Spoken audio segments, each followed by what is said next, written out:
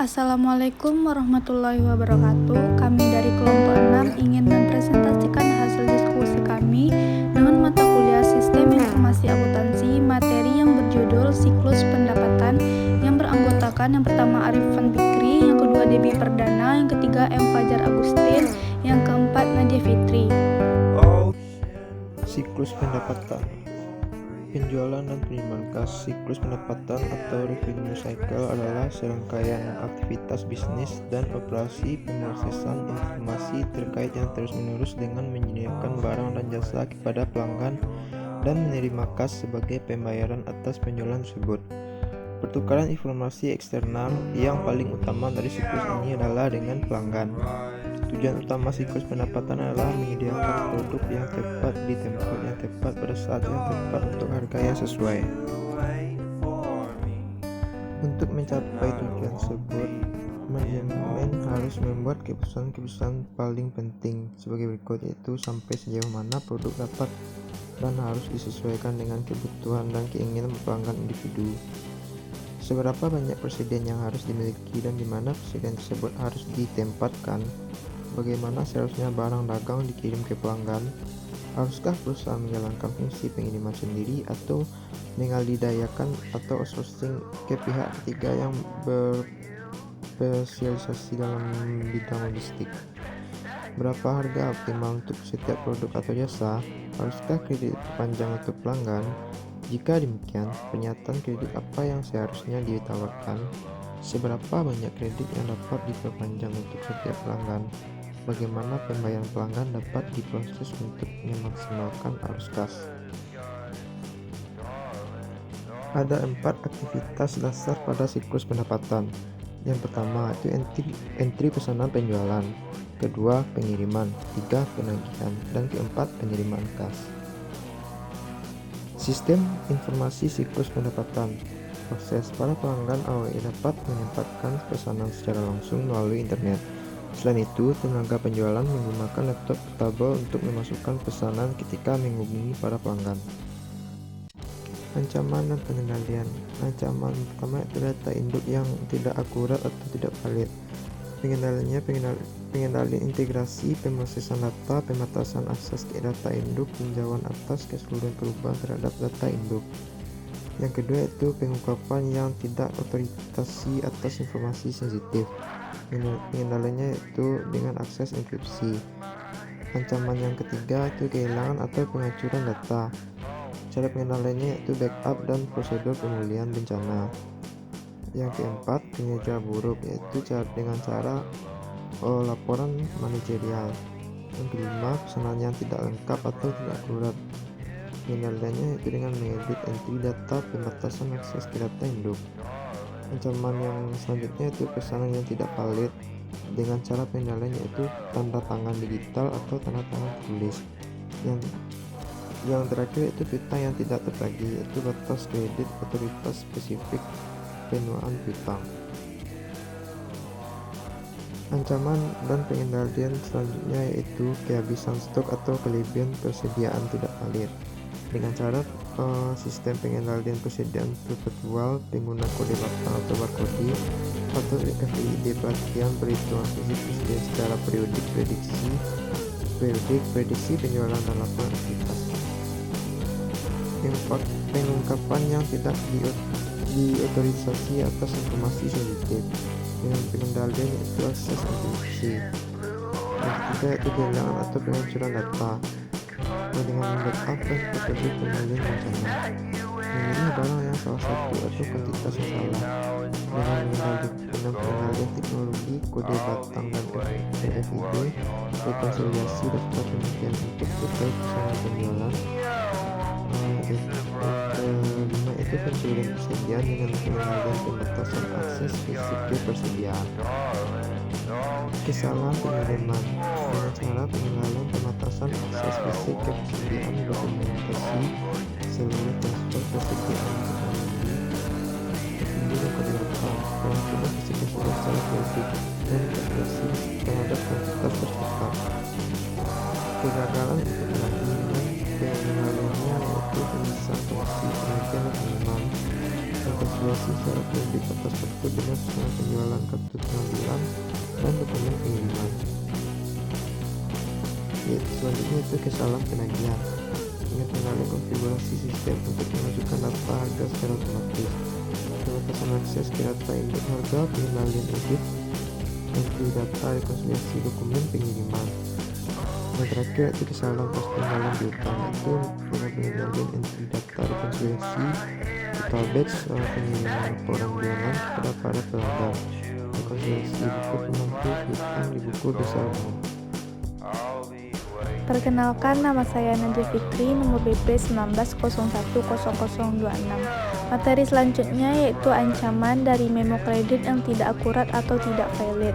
Pengendaliannya yaitu pemisahan tugas otorisasi memo kredit baik dari entry pesanan penjualan ataupun pemeliharaan rekening pelanggan, konfigurasi sistem untuk memblokir memo kredit kecuali ada dokumentasi yang sesuai dengan pembelian barang usaha atau otorisasi yang spesifik oleh manajemen.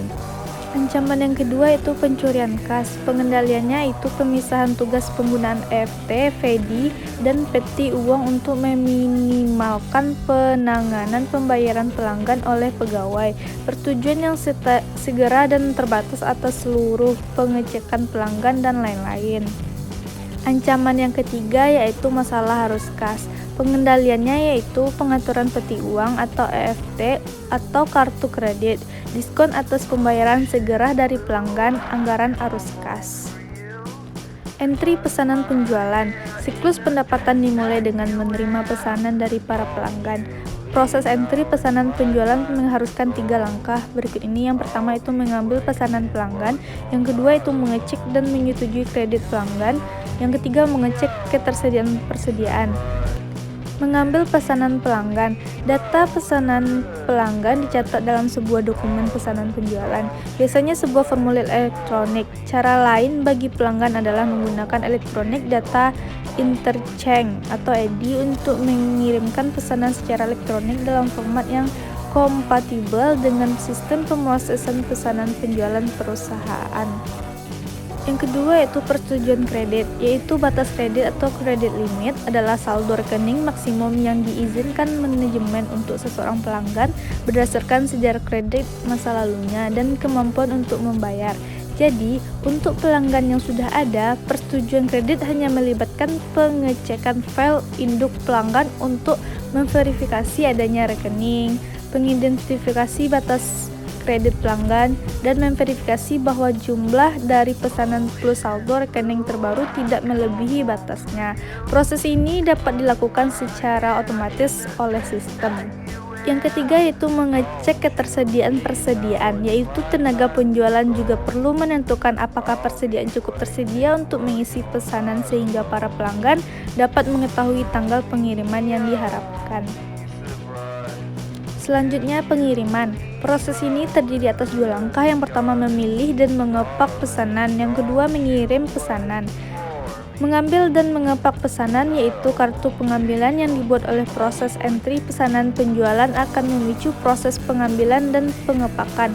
Para pekerja gudang menggunakan kartu pengambilan untuk mengidentifikasi produk dan kuantitas dari setiap produk untuk mengeluarkannya dari persediaan. Selanjutnya, ancaman risiko pengambilan barang yang salah atau dalam kuantitas yang salah. Pengendaliannya yaitu memindai kode batang dan RFID teknologi pergudangan otomatis. Yang kedua yaitu pencurian persediaan. Pengendaliannya yaitu persediaan harus disimpan dalam sebuah lokasi aman dengan akses fisik yang terbatas. Seluruh transfer persediaan dalam perusahaan harus didokumentasikan penggunaan teknologi komunikasi nirkabel dan label RFID. Rekonsiliasikan secara periodik perhitungan fisik persediaan di tangan.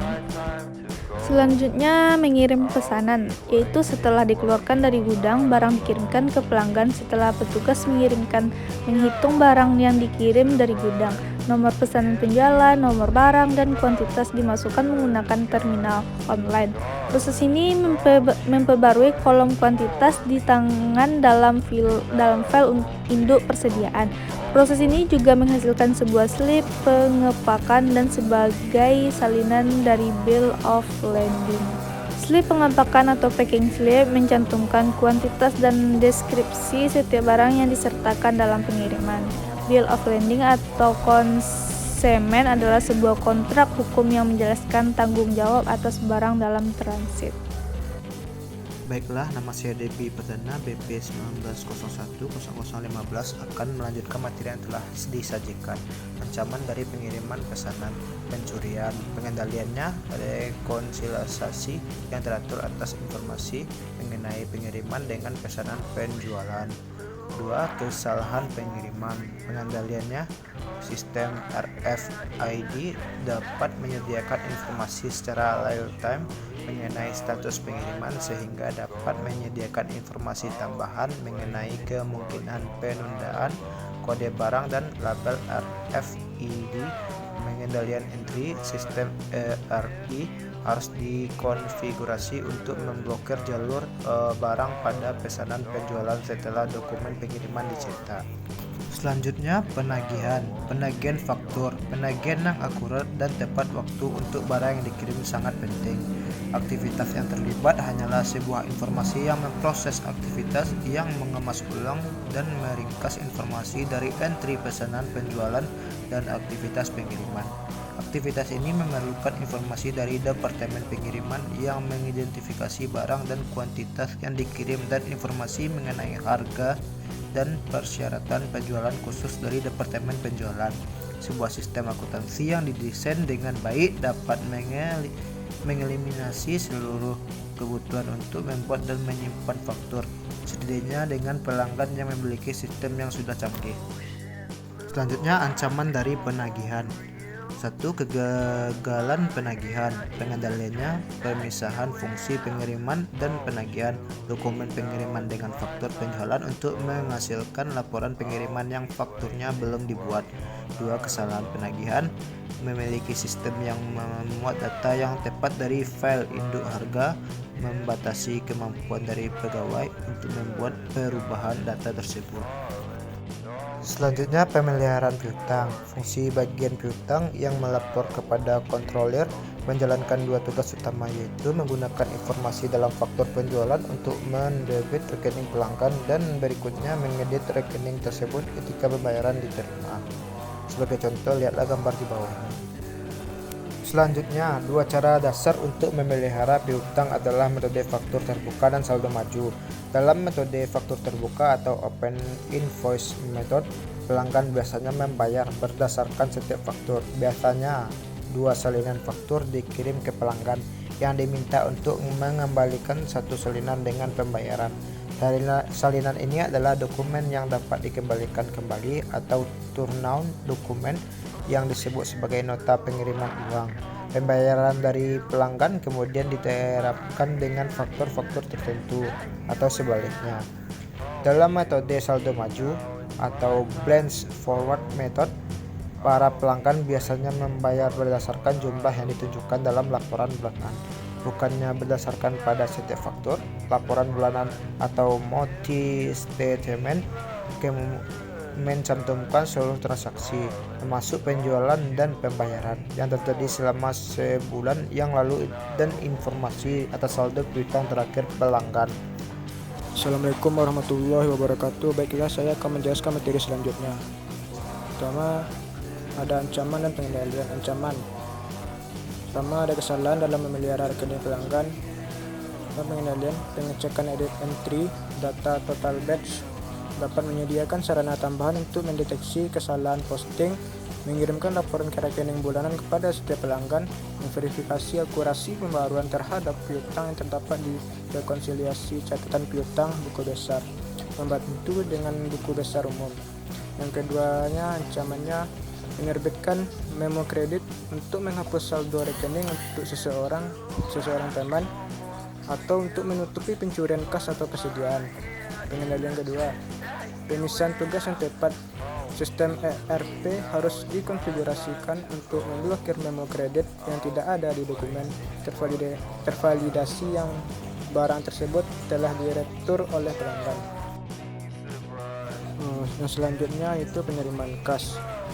Oleh karena kas dan cek pelanggan dapat dicuri dengan mudah, penting untuk mengambil langkah-langkah yang tepat untuk mengurangi risiko pencurian. Fungsi piutang tidak harus memiliki akses fisik terhadap kas atau cek. Sebaliknya, kasir menangani pengiriman uang pelanggan dan menyetorkannya ke bank. Teknologi informasi dapat menyediakan efisiensi tambahan dalam penggunaan peti uang. Dalam sebuah pengaturan peti uang elektronik atau electronic lockbox, bank secara elektronik mengirimkan informasi pada perusahaan mengenai nomor rekening pelanggan dan jumlah yang dikirimnya segera setelah bank menerima dan menindai cek-cek tersebut.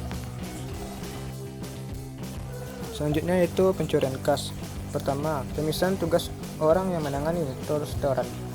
Pembayaran dari para pelanggan seharusnya tidak membuat posting pengiriman uang ke rekening pelanggan, membuat atau mengotorisasi memo kredit, merekonsiliasi rekening bank. Kedua, penggunaan FVT dan FPDI dan peti uang atau lockbox untuk meminimalkan penanganan pembayaran pelanggan oleh pegawai. Tiga, mendapatkan dan menggunakan sebuah pitch untuk menerima pembayaran FVT dan FADI dari para pelanggan. 4. Segera setelah membuka surat, membuat daftar seluruh pembayaran pelanggan yang diterima. 5. Persetujuan yang segera dan terbatas atas seluruh pengecekan pelanggan. 6. Memiliki 2 orang yang membuka seluruh surat yang mungkin berisi pembayaran pelanggan. 7. Penggunaan mesin kasir. 8. Setoran harian dari seluruh pengiriman kas. Selanjutnya masalah arus kas. 1. Pengaturan peti uang, FVT atau kartu kredit. 2. Diskon atas pembayaran segera dari pelanggan. 3. Anggaran arus kas. Baiklah, materi selanjutnya adalah ringkasan. Sistem akuntansi sebuah organisasi harus didesain untuk memaksimalkan efisiensi dan efektivitas dengan 4 aktivitas siklus pendapatan dasar, yaitu entry pesanan penjualan, pengiriman, penagihan, dan penerimaan kas yang dijalankan. Sistem akuntansi tersebut juga harus menggabungkan prosedur pengendalian internal yang memadai untuk mengulangi ancaman seperti penjualan tidak tertagih, kesalahan penagihan, dan hilangnya atau penyalahgunaan persediaan dan kas.